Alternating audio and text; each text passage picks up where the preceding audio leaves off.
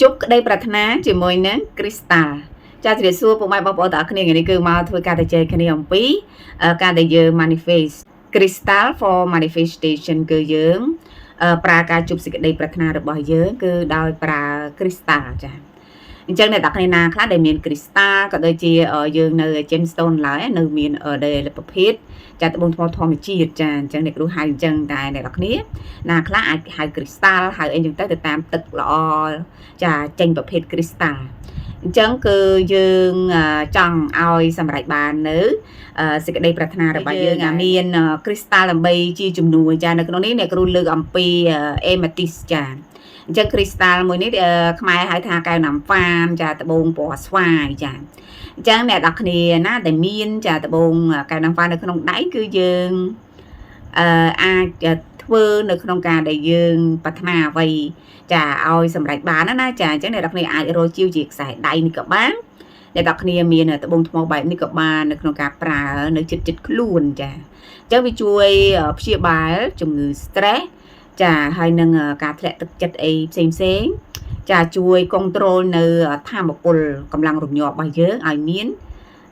សភាពចាទៅតាមសន្តាប់ធ្នាប់គេហៅឲ្យយើង healing យើងមានអារម្មណ៍ស្ងប់ឲ្យយើងមានអារម្មណ៍រីករាយចាចឹងអ្នកនរគ្នាទៅមាន crystal ហ្នឹងគឺជារបៀបប្រើគឺយើងមានចាអ្នកនរគ្នាគ្រាន់តែមាន crystal នេះនៅក្នុងដៃឬមួយក៏អ្នកនរគ្នាដាក់នៅចាកន្លែងដែលយើងធ្វើការចាយើងប្រើកុំព្យូទ័រច្រើនឬមួយក៏យើង office របស់យើងអីចឹងណាចាឬមួយកន្លែងរស់ស៊ីកន្លែងអីផ្សេងឬក៏ក្នុងបន្ទប់គេងរបស់យើងក្បាលដំណេកឬមួយក៏កន្លែងដែលយើងបើកទ្វារចូលមកឃើញហើយនឹងនៅជំនាញផ្ទះចាអ្នកខ្លះគឺលោកជាវធំអ្នកដែលយើងមានចាលុយច្រើនគេជាវរាប់ពាន់ដុល្លារចាអញ្ចឹងដាក់នៅក្នុងផ្ទះហ្នឹងគេហៅថាតិចតិជុំចា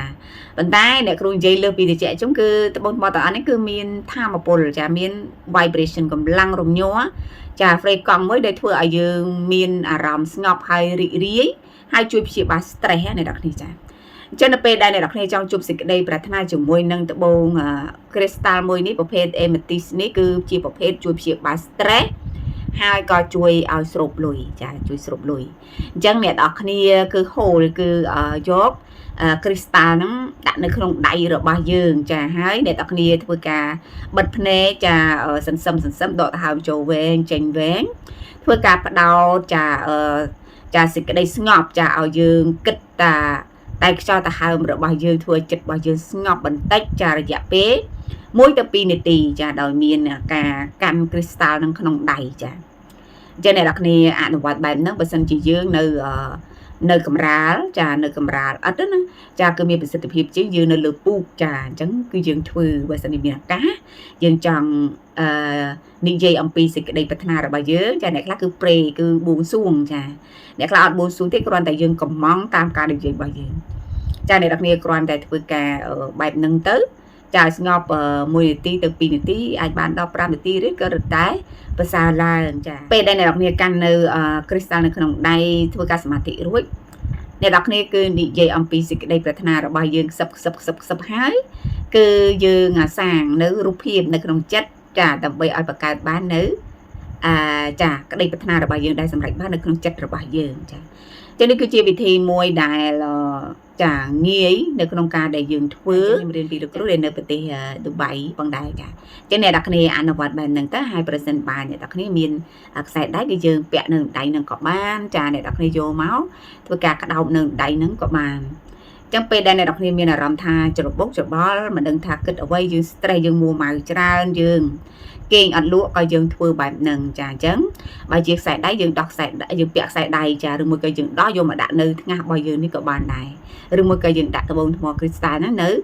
ក្បាលដំណេកចាហើយលោកពុកអ្នកម្ដាយយើងដែលចាស់ជរាដែលគាត់ជួយច្រើនឬក៏កូនយើងអីណាចាដែលគេរៀនសូត្រគេរៀនប្រឡងបាក់ឌុបឬមួយក៏យើងមើលថាកូនយើងរៀនអត់សូវប្រកែអីគឺយើងយកអាហ្នឹងទៅកូនយើងចូលចិត្តប្រើទូរស័ព្ទអីគឺយកប្រភេទត្បូងថ្ម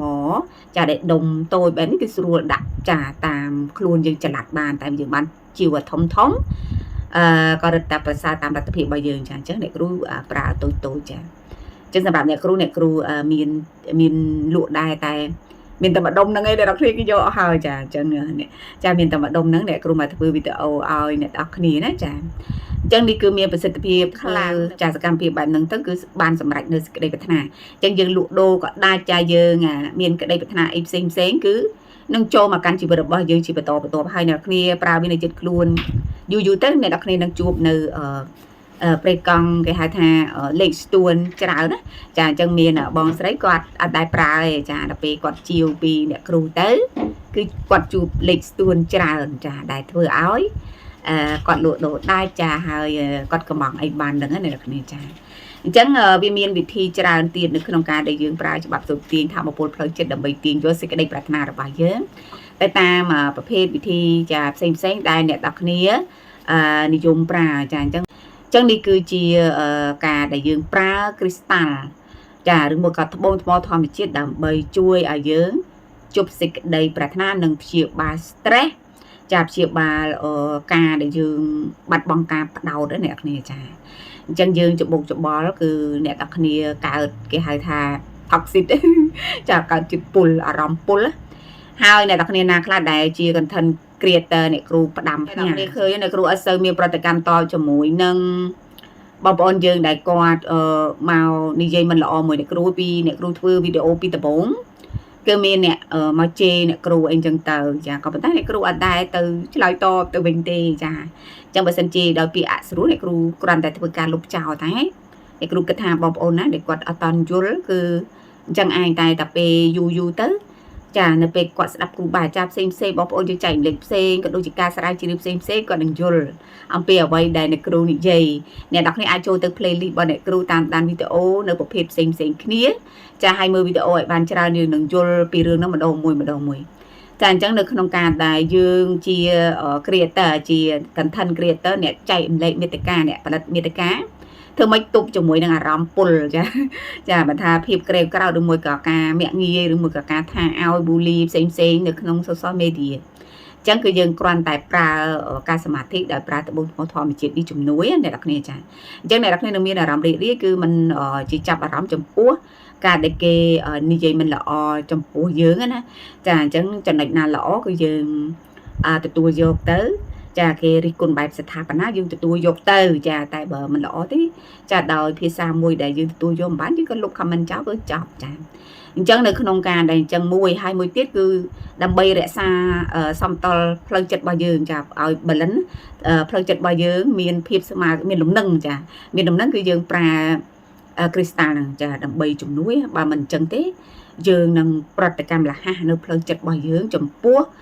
អ្នកដែលជាអ្នកគ្រប់គ្រងមើលវីដេអូរបស់យើងហ្នឹងចាហើយមួយទៀតគឺត្រូវតែ meditation គឺការសមាធិចាដោយខ្លីជាប្រចាំថ្ងៃចាពី15នាទីទៅ30នាទីឬមួយក៏1ម៉ោងដើម្បីជួយទប់នៅអារម្មណ៍ក្រេវក្រោធឬមួយក៏ការប្រតិកម្មរហ័សចាដែលយើងទទួលបានពីអ្នកគ្រប់គ្រងរបស់យើងព្រោះថាគេចូលមកចម្រោះចាអញ្ចឹងយើងមិនអាចទប់នៅការដែលគំនិតរបស់គេនៅក្នុងការបញ្ចេញមតិយោបល់បានទេក៏ប៉ុន្តែយើងត្រូវចេះទប់អារម្មណ៍ខ្លួនយើងហើយនឹងរកនៅ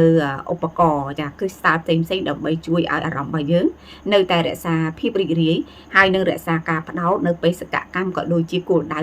នៃសេចក្តីប្រាថ្នារបស់យើងដើម្បីជំរុញសកម្មភាពរបស់យើងឲ្យធ្វើការរឹតតែប្រសើរឡើងចាចឹងអរគុណច្រើនសម្រាប់ការតាមដានវីដេអូជូនពរឲ្យបងប្អូនទាំងអស់គ្នាដែលកំពុងតែមានការមានជំងឺបាត់បង់ការផ្ដោតមានជំងឺធ្លាក់ទឹកចិត្តមានជំងឺ stress ចាហើយនឹងការកំណត់នៅសេចក្តីប្រាថ្នាដែលថាធ្វើសេចក្តីប្រាថ្នាទៅអត់សម្រេចបានក៏យកគ្រីស្តាល់មួយនេះមកធ្វើការអនុវត្តចាហើយបើថាអ្នកគ្រូយកគ្រីស្តាល់ផ្សេងក៏បានដែរចាអញ្ចឹងផ្សេងក៏បានដែរដូចតែគ្នាទេក៏ប៉ុន្តែគ្រាន់តែប្រភេទនេះគឺជួយព្យាបាល stress ចា enmity នេះចាអញ្ចឹងគឺបែបជាអ្នកនរគ្នារនៅវត្ថុមង្គលដែលជួយឲ្យអ្នកនរគ្នា